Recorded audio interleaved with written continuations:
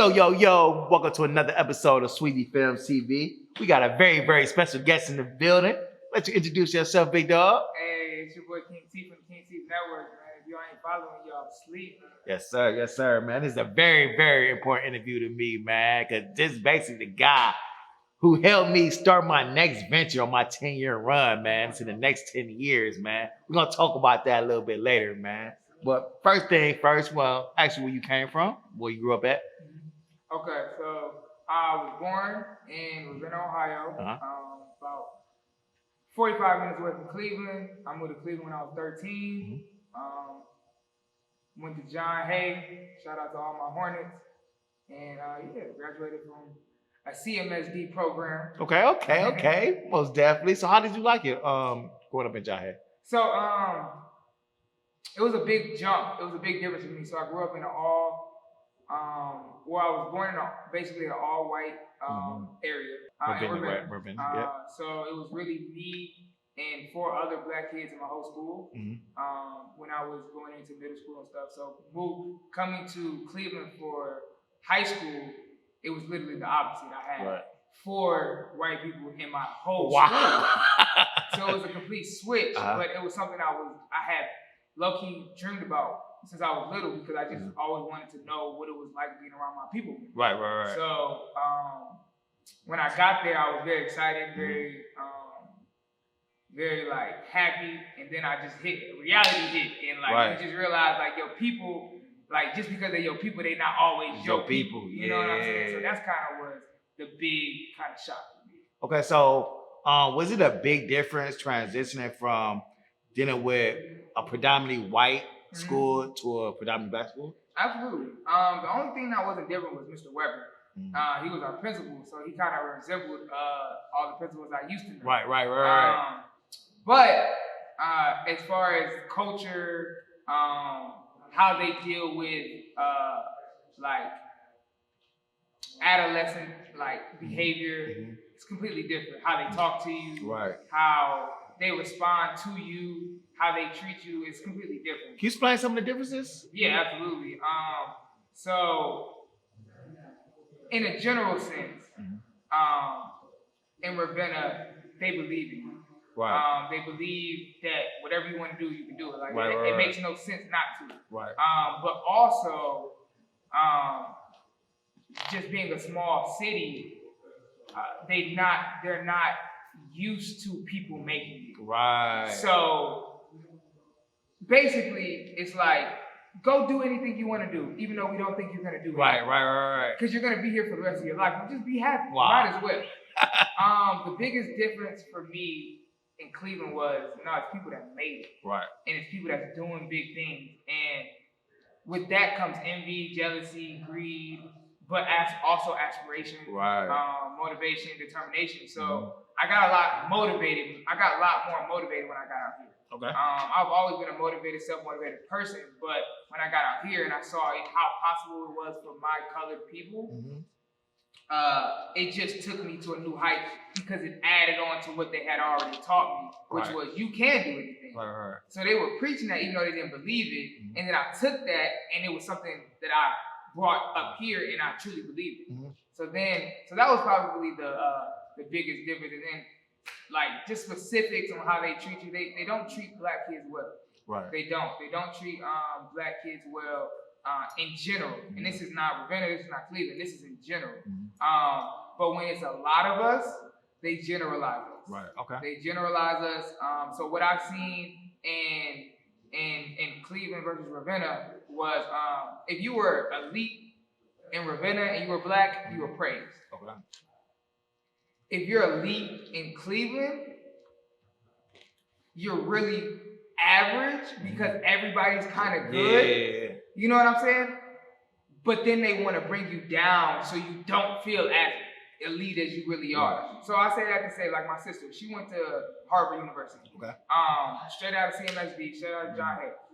But she lost a lot of her confidence at John Hay because of the treatment of how special is treated. She was used to being in all the Excel courses, and the teachers treated her as such. even though she was in the same courses here and it took her to Harvard, she wasn't treated as such. It was a lack of. It was almost they were envious of her genius. Right. And that's kind of the difference. Yeah. Like they don't really care how great you're gonna be in Ravenna. Like just go be great. But we believe you're gonna be here. In Cleveland, when they see your greatness, they want to either pigeonhole it or they want to take advantage of it so they can benefit off it. That's the difference. Wow, that's crazy. I know, right? It's crazy how the system works, man. So you said you moved here basically in high school? No, I moved here the summer of 8th grade. 8th grade. So middle school. Yeah. Okay. Basically. So what area did you move to when you moved to? Cleveland Heights. Cleveland Heights. Yep. So how was it growing up in Cleveland Heights? Well, it was interesting because it was like Cleveland Heights and EC. So I grew up closer to Shaw than I did to Cleveland Heights. Right. Okay. So it's like the story of my life, I feel like. So like in Ravenna, I grew up around the corner from the Lima, which is technically the hood of Ravenna. Right. And if you actually look it up, Ravenna had they were in the top 10 cities for most deadly when I was growing up. So I literally, and this will be in my documentary, it was a brick house and it was literally right in front of the Lima. So it was my house and then the community center right behind our house. And everybody in the allotment stayed around the community center. We were right in front of it. So we were the first street. The street was actually called Cleveland Road. Wow. Crazy, right? Fast forward to up here, it was kind of the same thing. I lived up the hill from the hood. Right. So like I had to basically and going to John Hay, I never went into Heights really stuff. Like I didn't go to Caledonia, I didn't do those things. So I literally, the first 2 days of school, I was walking down to EC, down the hill. Right. And I was passing Shaw to get on the help line. You know what I'm saying? Yeah. So it was an interesting situation because I couldn't necessarily say I was from EC or I was in EC. Right. But I seen everything. Yeah. So like, you know, and I grew up around like, you know, crackheads and stuff like that. So it wasn't nothing new that I didn't see. It was just how many I seen. Yeah, it's different. Just, the numbers was crazy. I was like, you may see one or two in Ravenna, and you know them, and you know their whole family. Right. But in Cleveland, it's 30. Yeah. On the 30. 30 on the 30.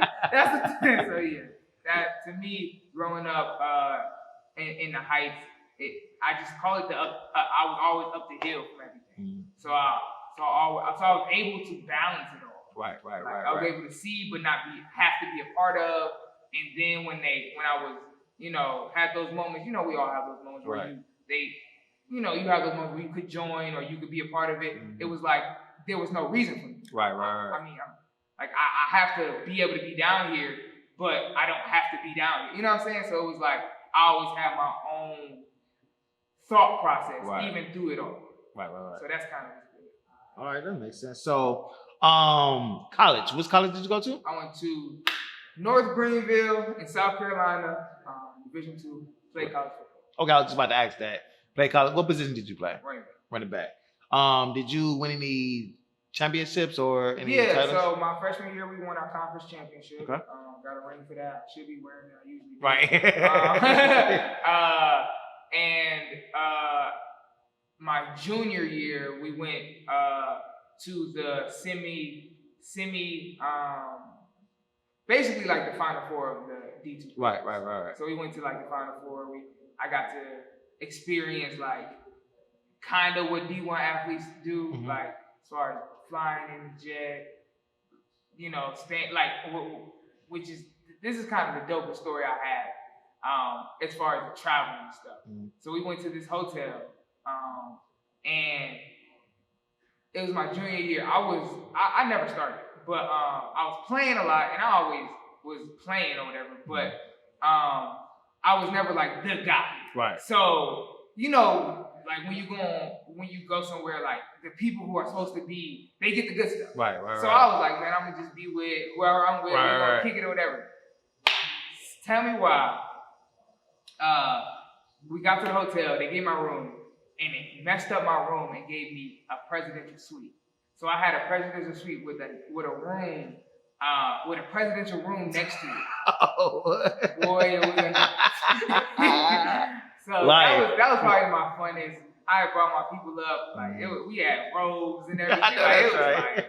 Gotta take advantage of stuff like that. Man, what? They I got so many videos still. I know that's right. So did you go to Ohio Media School also? Yes. Right? Okay. So I graduated from North Greenville University in 2018. Started podcasting in 2019. Then I went to Ohio Media School in 2020. Okay. So what led you to media podcasting? Oh, the story that led me to media is shout out to DJ Cruz, shout out to Big Germ No Perm, shout out to my pops. Those are the three biggest factors of all of this. I grew up, and so like I technically moved up here when I was 13, but I've been coming up here since I was born. Right. The first memories I actually remember is in Cleveland because my grandfather and my grandmother been living here. My grandfather from New York, but he moved down here 40 years ago. My grandmother's been living in the same house since she was born, and she's 75. So she's been a part of this culture. So I was always coming up here, and my father was a party promoter. So he was always on the scene. He knew all the big people, yada, yada, yada, right? Coming out of college, I wanted to come back home because I just wanted a chance to just figure myself out still. So, I had a little job, but my sister, shout out to DJ Cruz, she had started DJing. And she went to Mount Union. Shout out to Mount Union. Crazy party. So I went out there one time, and I was basically just helping her out. I was basically being her. I was grabbing speakers. I was grabbing all the stuff she needed. And I was just like making sure she was cool. And I was trying to see how I could take her business to the next level. I wasn't even thinking about hosting, interviewing, none of that. I was thinking about how can I take my friend's business to the next level. Then shout out to my boy Big Germ No Perm. He was a music artist and he was recording all the time. And I'm like, man, my dad started back doing shows because he had to take a break. And I was like, man, I'm gonna start getting you on these shows. Because what are we doing? Right, you know what I'm saying? I'm always about progression. So I'm like, all right, my people's is, all right, I'm gonna just figure out where I fit in this. Thought about it for a long time. I was like, I'm not a freaking manager. Right. I don't like managing people. I barely want to manage myself. Right. I know that's right. Fast forward, 2019, we put together this amazing show. It's a festival from my hometown within Ohio. We bring out 2,000 people, and I'm hosting. I had hosted prior. I hosted. Shout out to Chip the Ripper. Shout out to Pooh Gutter. At that time, I did 4 big shows. So 2 of my sister and 2 of my pops. And I was able to get Big Germ No Perm his first chance at the stage. I had opportunity to host for the first time. And I just realized, man, like I've always been in leadership positions and I've always wanted a voice. Right. So from there, 2019 comes, that happens literally July 21st, 2019, one of the biggest days of my life.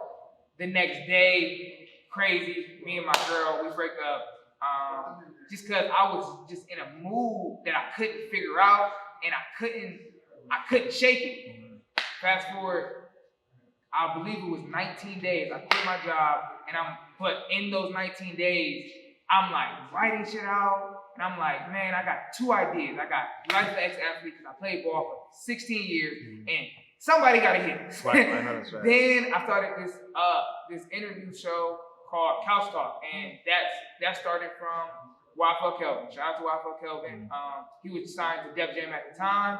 We was doing a show with him. My dad needed an interviewer to do some media prior. I was like, you know what? I'm gonna do it.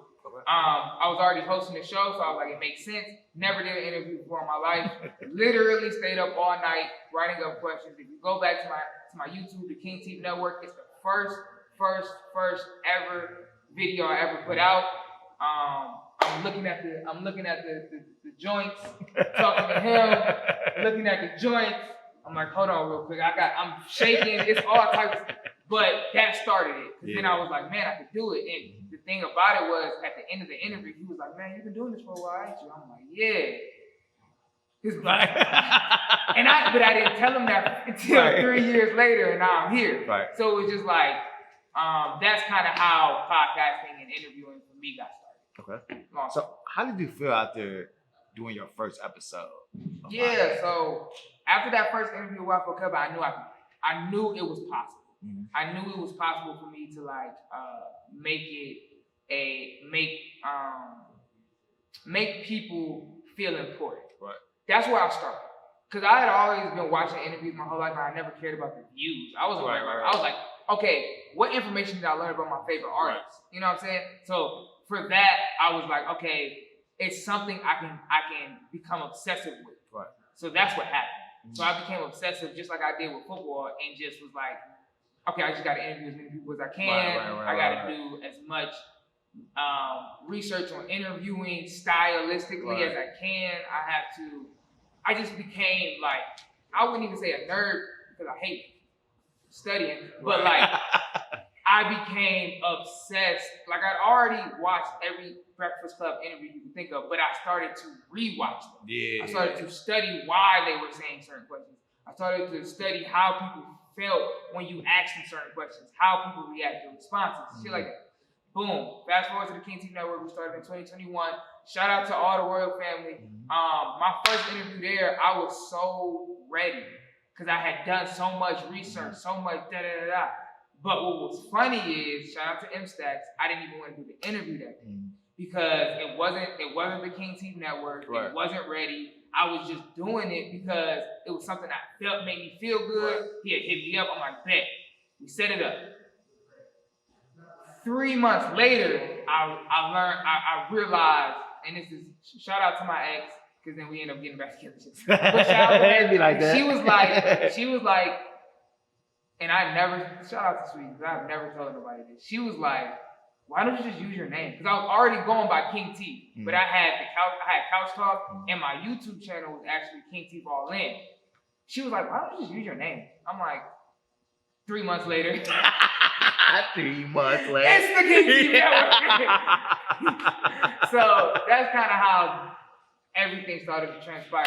It kind of just like, I had stuff, and that's where my whole strategy came from. Shooting early, figuring out how I want to put it out, then put it out. So that's why I like shoot so much. Okay. Makes sense, man. So that basically, what led you to continue shooting? Like to give you the drive to say, okay, this is what I want to do. Man, you know when you get that itch, and you get it was that feeling I got that football gave me. Right. That's the only thing I was chasing for 2 years. I was chasing that, and I say 2 years, and it was before my senior year was ass as a football player, but it brought me to a point where when it was over, it was over. Right. Like I never forget it. I was sitting on. It was our last game. I had did some stupid shit too. My coach was so mad at me. I walked, but like after the play, my last play ever, I'll never forget this. After my last play ever, I walked. Game's not over. Right. I walked off the field and just stand on. It was like a hill, like by our by their dressing room because we was away. It was a hill, and I just sat there. I just sat there and I just cried, and I was like, I don't know if I'll ever be able to find this feeling again. Right. So then I started to search, and I was like, this job ain't it, this management stuff ain't it. Right.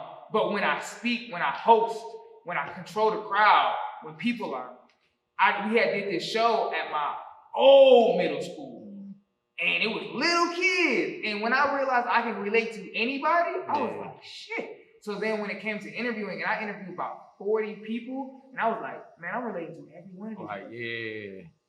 It just became an obsession. Like, I have like weird things about me. Like, I just get obsessed. Like, all right, I was at like number 15 And I was just like, all right, how fast can I get to 40? Right. You know what I'm saying? Like, I was just doing dumb shit like that for a while. That's where all the interviews came from. I was just like, all right, how many can I post in 1 week? How many can I get? You know what I'm saying? It was just that. It was that type of feeling because I wasn't worried about no money. I was like, this is a feeling I'm getting, and people are enjoying themselves, and they're getting a certain feeling too. And then I started to realize, man, people are wanting to come back. People are like striving to be a part of this. People are like trying to set things up so when they come here, they have something to talk about. It's like I have to keep going. This is kind of my life's work now. That's what ended up happening. It became my life's work. Makes sense, man. I like it. So speaking of continuing the sports aspect, I do know you did your first year coaching. Yeah. How was it, man? High school, man. Shout out to Shaw. Let's talk about it, man. You was at Shaw, right? Yep. Okay. So that's what's crazy, right? Right up the hill. Walk down it literally every Monday through Friday, unless I was skipping school. Right. And saw Shaw. Crazy part is, shout out to JT. I miss my goddaughter, by the way. I ain't got to see him for a while, but he introduced me to my best friend now, which is Scotty Too Hottie. Shout out to Scotty Too Hottie, of course.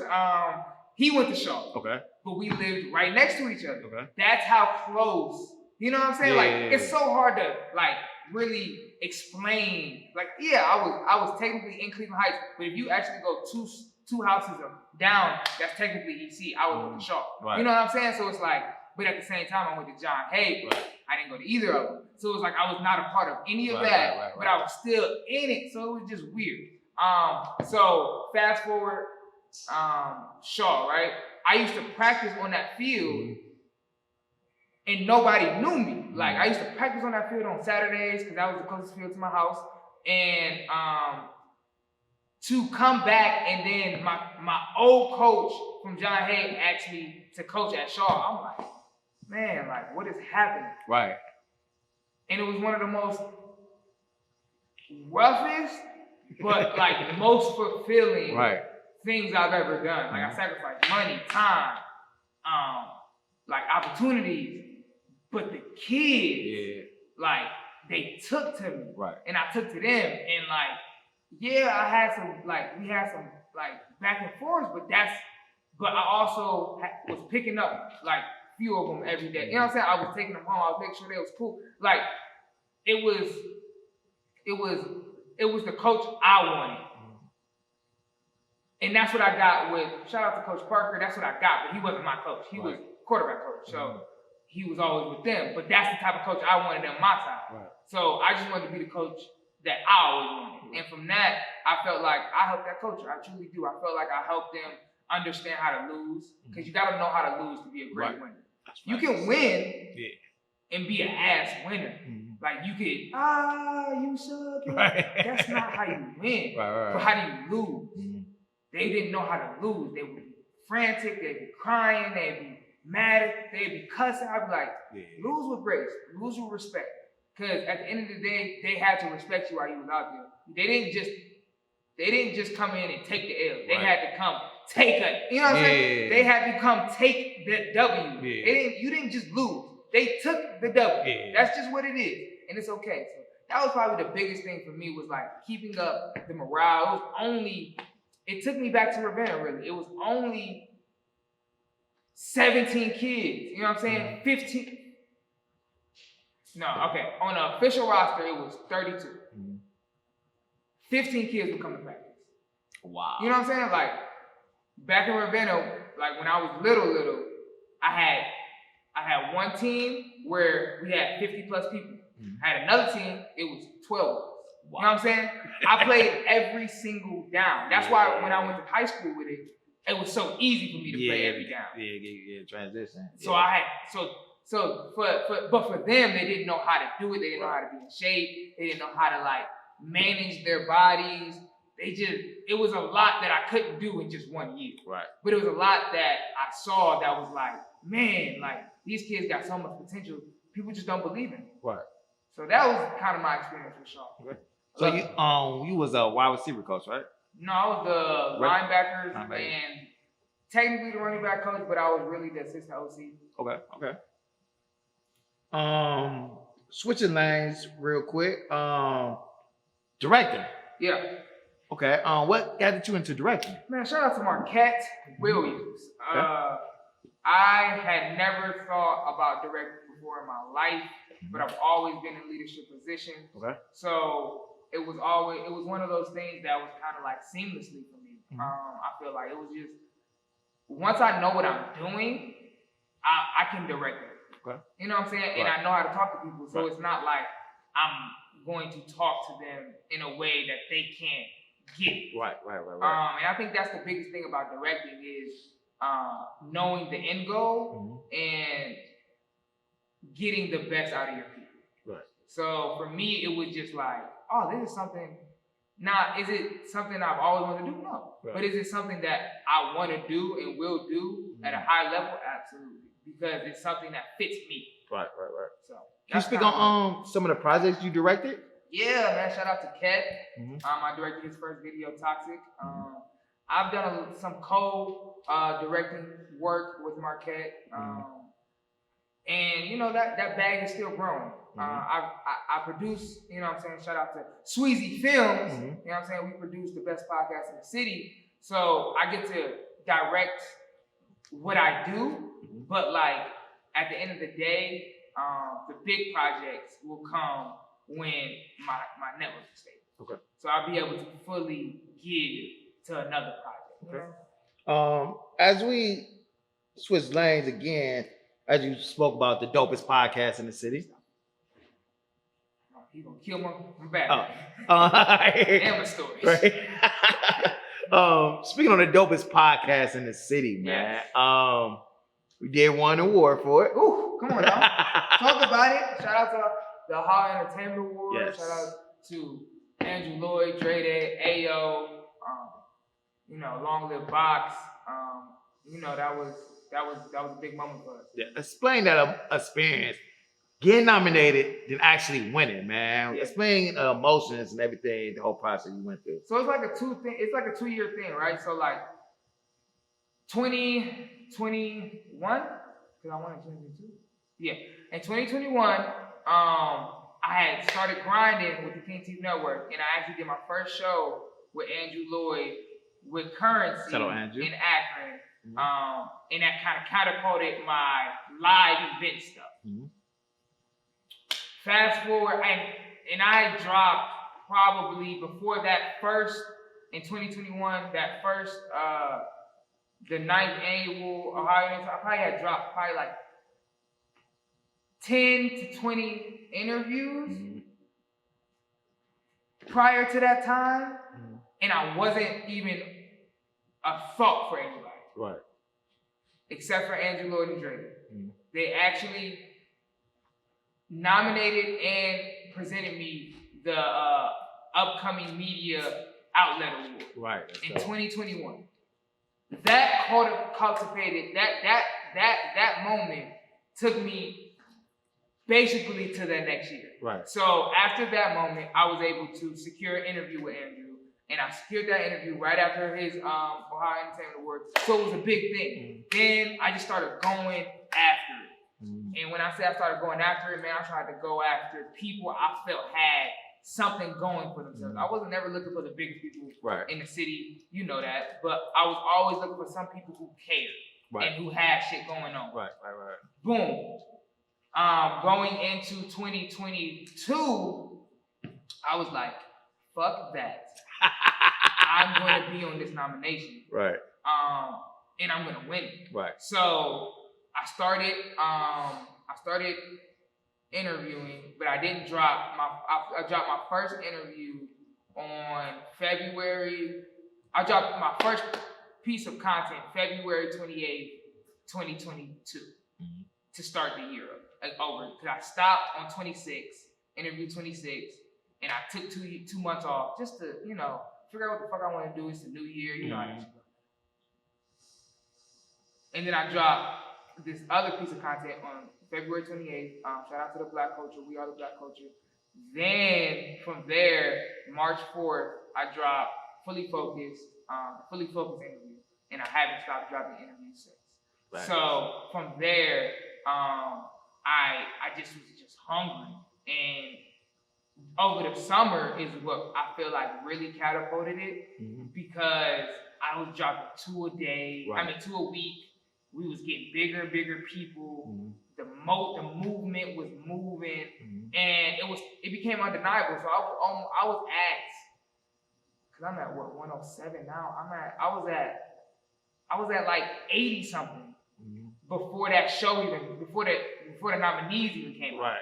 So when the nominees came out, I had already lined it up to have people who was gonna be seen. So I was like, man, and then I just started using, the marketing tactics that I've learned and just, what I'm saying, every time I post a clip for an interview, I'm tagging, what I'm saying, Ohio Entertainment Awards, I'm putting the nomination ballot, I'm sending that out, like I cared. Like I cared to win. I cared and it wasn't that I wanted to, it's like, end all be all win. No. It was the exposure that being on the ballot gives you, being not just being on the ballot, but then being one of the runner-up. Like so, like the nomination process. So, like even getting on the ballot, I had to pass that test, and then being on the ballot, it's like, oh yeah, you gonna win. Nah, I had to make sure. Yeah, make sure. So, like, I just really just locked in on who was rocking with us, and from there.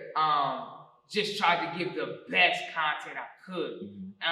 So that moment for me was, and I'm glad that I set it up after, because when you have your highs, you kind of sometimes come back to your lows. So my whole thing was, if I win or lose, I don't give a fuck. I got Wild for Kevin next week. You know what I'm saying? Like I had to have that in my mind because it was like, it doesn't matter if I'm being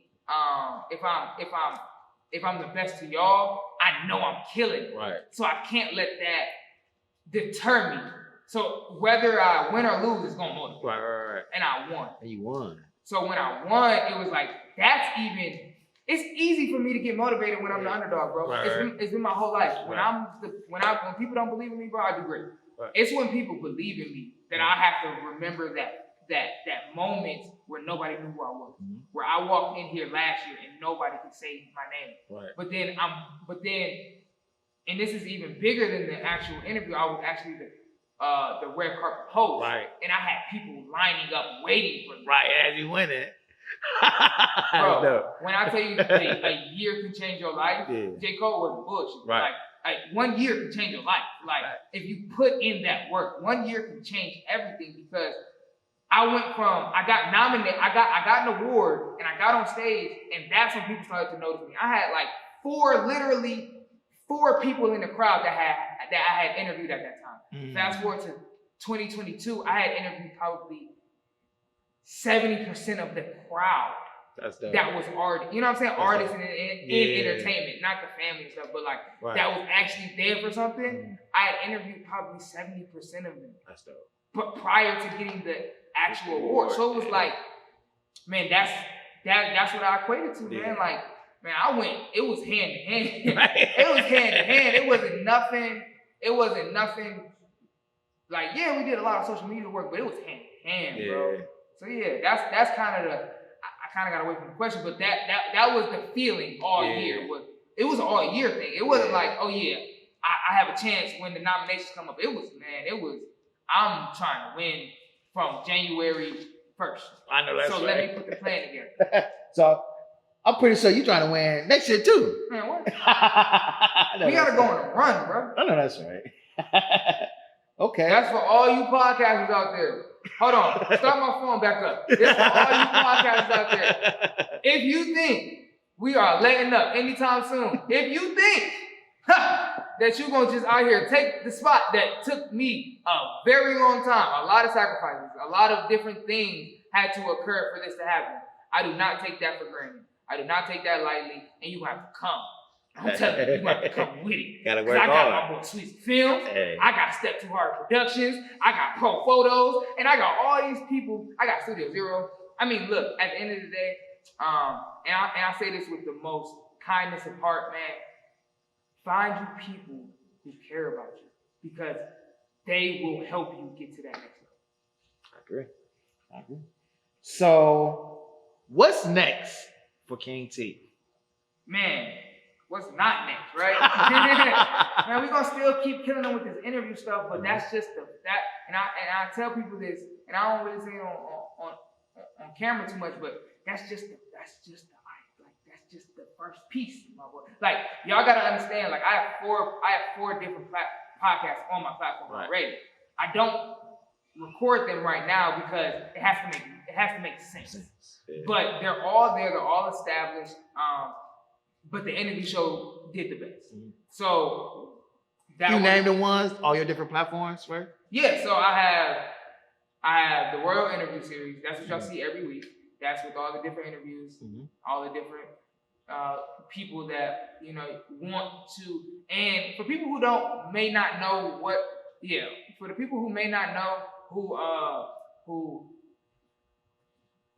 we are about. The World Interview Series is to basically and wholeheartedly give some praise to people that's working, but not only just give them praise, give them a chance to tell them why it's important. Mm-hmm. So Swezzy's giving me the opportunity to tell my story. That's what we do. Like that's the core of me. I want to know how you got to where you're going, and what you're trying to do, and how can I help? So I don't know if people all completely get it because we got so many great people and we just go. But the whole goal is to give people a chance to tell their story that's working. Mm-hmm. So if you ain't working, you probably not gonna get on the show. Sorry. We have something going on. So moving forward for me, man, you said it. You said it already. Like directing. Mm-hmm. I'm gonna be in front of the camera. I'm gonna be acting. Mm-hmm. Shout out to Johnny, Filmworks, and Johnny Lumps, because I'm gonna be working with both of them. Hey, it's crazy. I'm about to be working with Johnny Lumps too. Come on now. Might be in the same movie. Come on now. But I'm gonna continue to build my network. And the thing about it is I'm gonna be the first millionaire in my family.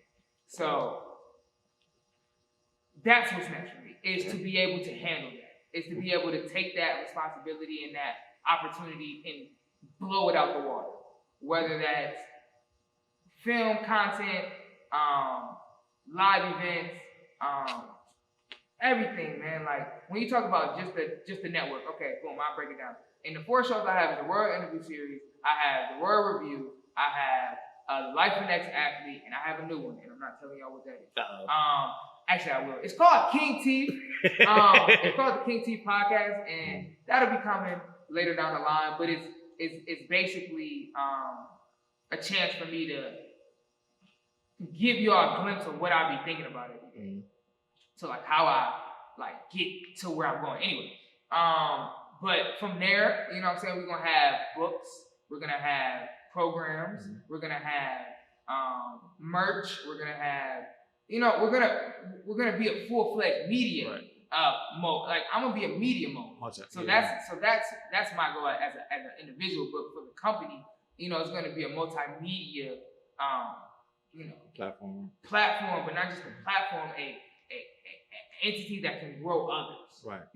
It's going to educate. It's going to give opportunities. It's going to scholarships. You know what I'm saying?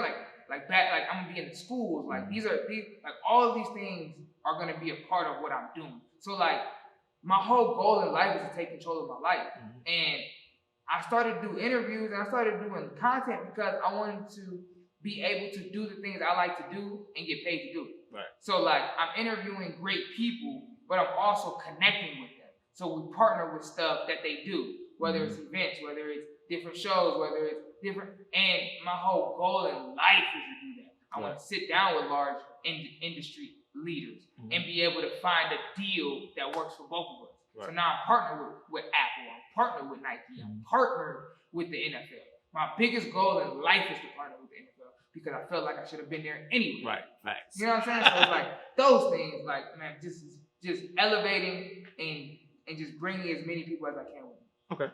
Got one last question for you real quick. To talk about how, me and you, I actually met you from work. Yeah. But let's talk about our actual first shoot together, which was All-Star Weekend. Oh man, we gotta talk about it. That was a big weekend. That was one of those catapulting weekends. Yes. Like, that was the weekend. So it goes back to the Ohio Entertainment Awards and me winning, right? Right. Swezzy was the first content I made in 2021. The All-Star Weekend was the first content I made in 2021, and it was matter of fact. Yeah, it was because it was that weekend, and then the following weekend I did my first interviews of the year. That weekend showed me that other people wanted to. So like it showed me like I could get it in with somebody. Like bruh, when I tell y'all, SwezzyFilmz TV, look, when I tell y'all, I was calling this man at like 6 o'clock in the morning, like, you ready?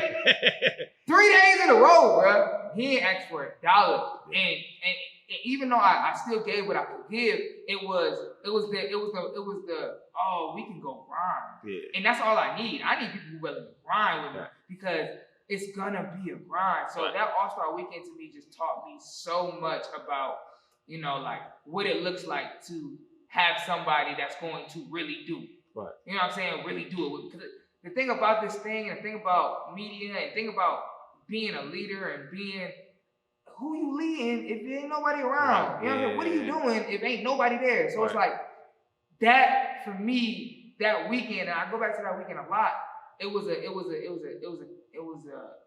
I mean, that's where Moses just started. Come on. I already met Marquette. Shout out to some people, but it's funny because shout out to John Hay and shout out to my old security guard.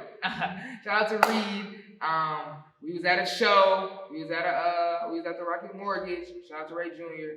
And that's where I met Marquette. But that was in July. Fast forward to that next February, we had already been talking about what we're in right now. Right.